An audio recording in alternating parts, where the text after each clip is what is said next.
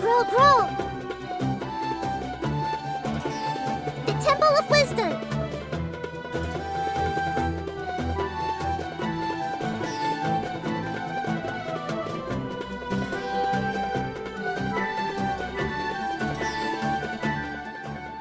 Wow! She's so cute! Look at her! I love her! Aw, little Nada is so cute. I love how she hops around when she's fighting. Oh, and her swing too. So, what's that skill that looks like she's using a viewfinder or something? That seems pretty different. Yeah.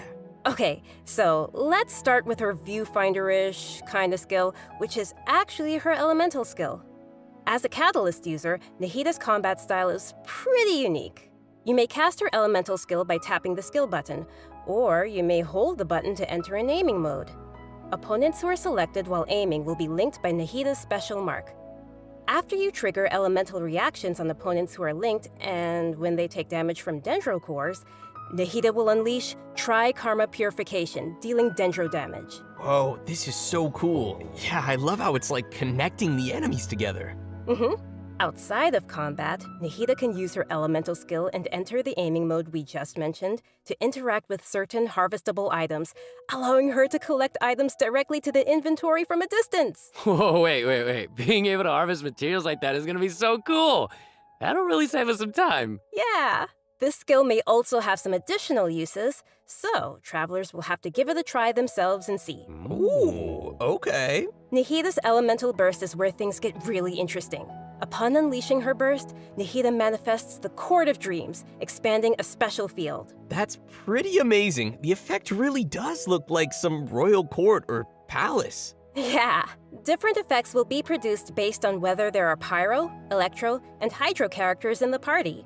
While Nahida is within the special field, a Pyro member in the party will increase the damage of Tri-Karma Purification. An Electro party member will decrease the intervals at which Tri-Karma Purification is triggered, and a Hydro party member will cause the duration of the field to be increased. If there are at least 2 party members of the elemental types I just mentioned, then the effects will be increased further. Whoa, this is blowing my mind right now. We'll really have to focus on which effects we want to achieve and put some thought into our team's composition. Right? A key thing to remember is that these effects can be triggered while Nahida is not on the battlefield, as long as the active character remains in the special field radius. Oh. Nice. Also, in addition to Nahida, we have one other character joining us in version 3.2. That's right. She's a very peculiar academia student. Her name is Layla. Most days, she looks super tired and anxious, which seems to be a direct result of her relentless struggle with her studies. Yeah, and not only is she frail and anxious looking, but she also studies astrology. So it's no wonder people around her might consider her a little strange and mysterious. And even though she's always groaning about her studies, most of Layla's research work is actually fine overall. It's just her lack of confidence that's really holding her back. And that's when her unusual ability comes into play. And her ability is sleepwalking. Yeah. While she is sleeping, Layla unleashes her true self, allowing her to regain the confidence she needs and activate the talents and strengths she's had all along. As soon as she starts sleepwalking, her unfinished papers no longer seem like the monumental tasks they were, and she completes them in no time. This is definitely something only Layla can do. Our viewers shouldn't try to do this with their own homework. But does Layla have any idea what happens when she's sleepwalking? I mean, does she know that she has this ability? She seems to be aware of it.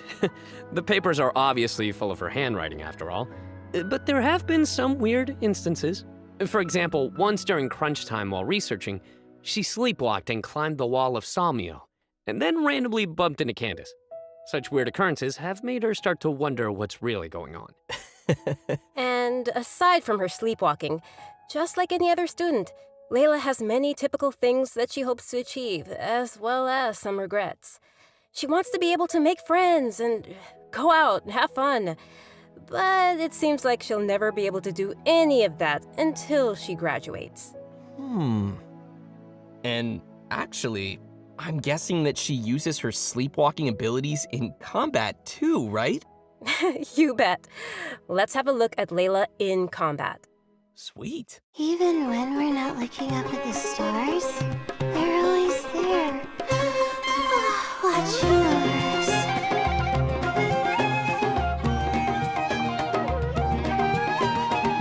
My guiding stars!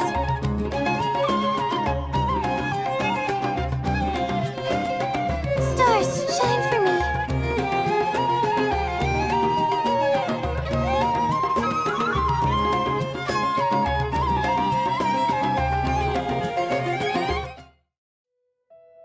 It almost looks like she's sleeping while being protected by the shield.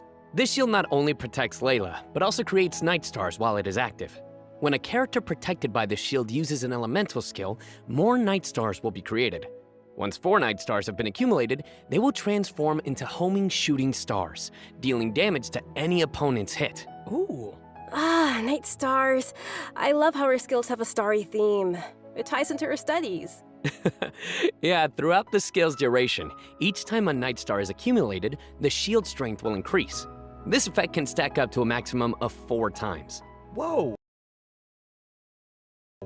Layla's elemental burst unleashes a dream sphere that constantly fires starlight slugs at opponents within its AoE, while also generating night stars for Layla's shield. As a talented Ratawa student, Layla also comes in handy when crafting. When Layla crafts character talent materials, she has a set chance to receive double the product. Ah, nice. Sweet. Anyway, when can travelers expect to see these new characters available in-game? Great question. That brings us to our new event wishes. In the early part of version 3.2, Nahida and Yoimiya will be available.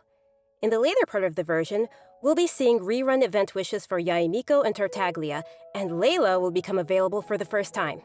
Also, a new 5-star weapon, 1,000 Floating Dreams, will be appearing in the new weapon event wish. Oh, nice.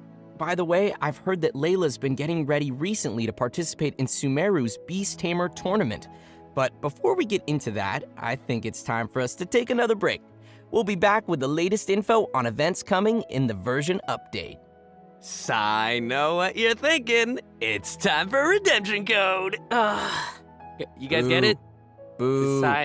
I know. All right, that's enough. Boo.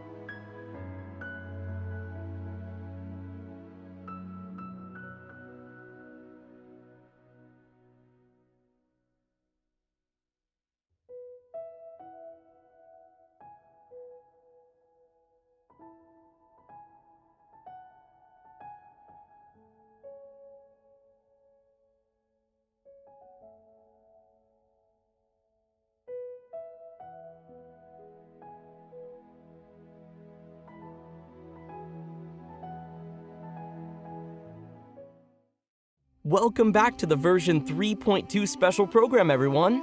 Next, we'll take a look at some of the new events for the coming update. An amazing fungus competition is about to begin in the lands of Sumeru.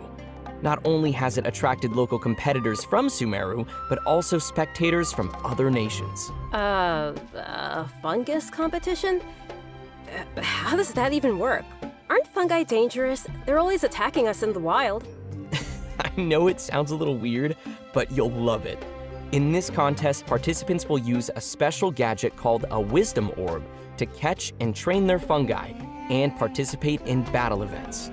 Although the fungi often pose as little troublemakers for us in the wild, using this gadget will allow travelers to establish a certain level of communication with them.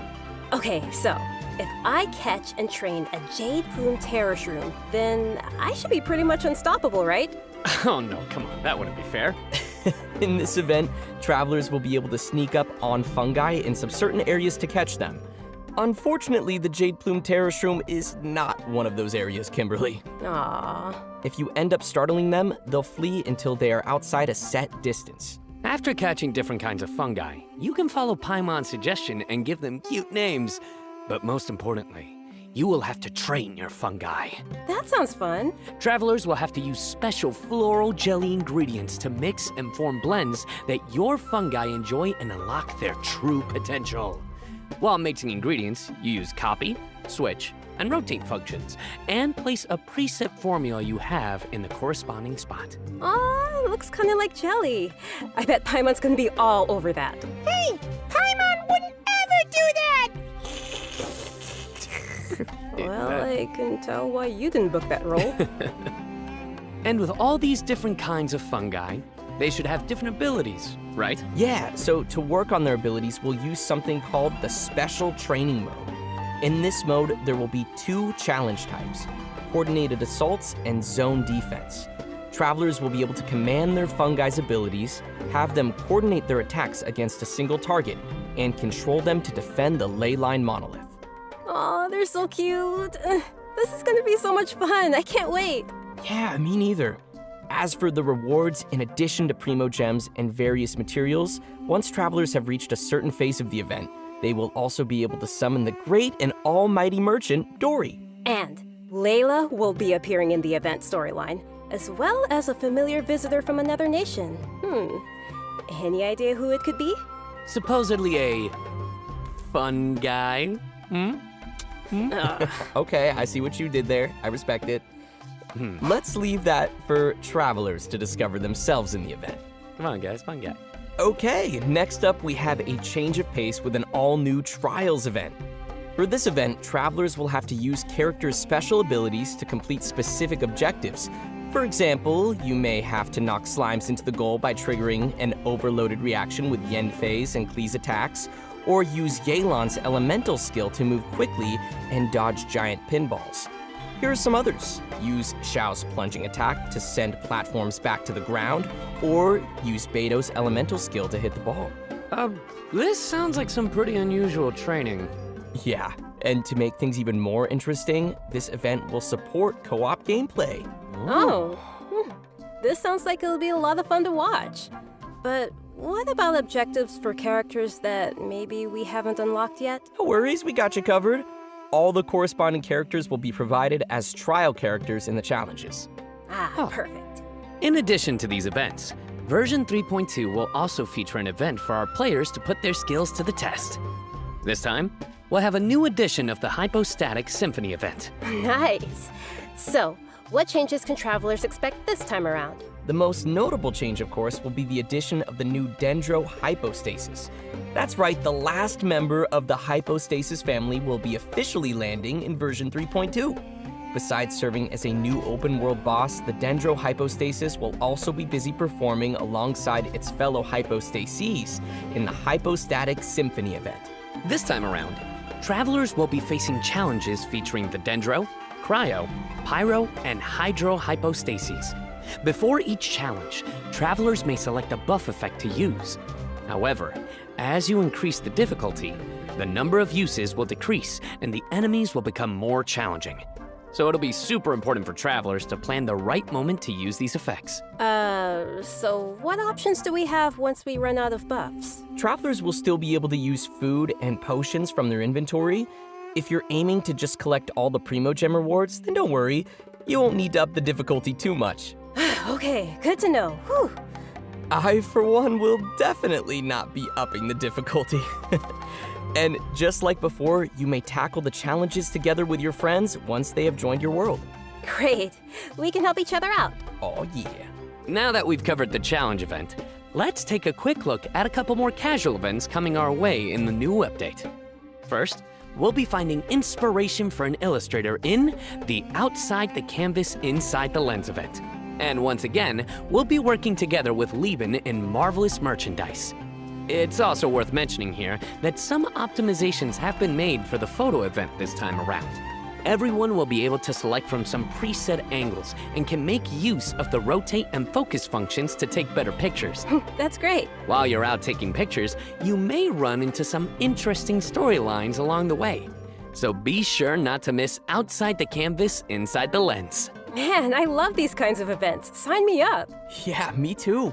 In addition to all these new events, we also have some news on system-related updates and optimizations. I'm really excited about the first of these, which is regarding the Serena Teapot. Starting with version 3.2, the Serena Teapot will be adding the long-awaited replication system. Wow, that's super amazing! Yeah. This feature will allow travelers to use sharing codes to bring designs from other travelers' teapots and implement them in their own, or share their own teapot designs. I know there may be some travelers out there who have seen some amazing teapot designs that they've wanted to also create themselves, but didn't have the ability or time to make it. With this new function, travelers will be able to bring that creativity back to their own teapot or share their creativity with others. Get ready to hit up your friends with amazing teapot skills. Oh, I can't wait to see everyone sharing their designs, especially with me. Which brings us to our final update to share with everyone. This one is regarding the game's available languages. Starting with version 3.3, which will be the update following this one, Genshin Impact will be adding Turkish and Italian to the game language settings. So, players who'd prefer to see the game's text and UI in those languages can look forward to that. The team truly hopes that travelers from all over the world can enjoy the game and start their own journeys through the world of Teyvat. For further details, please check Genshin Impact's official channels and keep an eye out for future announcements and info. Wow, we've covered a ton of stuff. Seriously, it's a lot to take in. For sure. So now is probably a great time for our last redemption code. Oh yeah, let's go.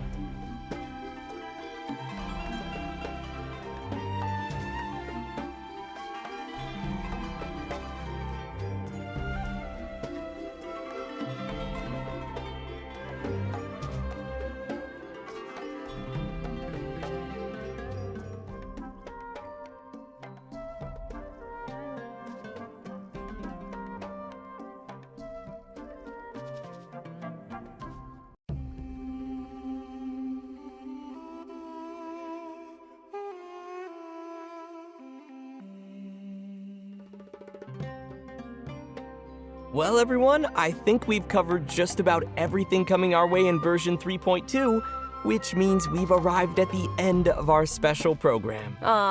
This was fun. know. Yeah, Yeah, no, we covered a ton of stuff. so much stuff. Yeah. So many events too. But the thing that I'm most excited about is, of course, Nahi the playable character, Nahi the playable character, Nahi the playable character. Obviously. Nice. Yeah, for me, it was definitely the Balladeer. Dude, it looks so insane. Yes! I have no idea how I'm gonna do that. Yeah, no, for me, oh my gosh, so many things. Battling the Dendro Hypostasis, and of course the fabulous Fungus Frenzy, getting my little fungi and battling with them. And, the teapot, the Serena Teapot, I'm so behind on my teapot, so I can't wait to You gotta get on it. hopefully get some designs from others, or at least, get some inspiration from getting another teapot design. And just as we mentioned earlier, even though the Sumeru Archon quest will be reaching its final chapter here, it most definitely won't be the end of our journey in Sumeru. In our story this time, we'll be encountering some interesting and mysterious content, and I hope it will be an amazing experience for all of our travelers. May the wisdom of the Dendro Archon be with all of you. See you in game, everyone. Bye. See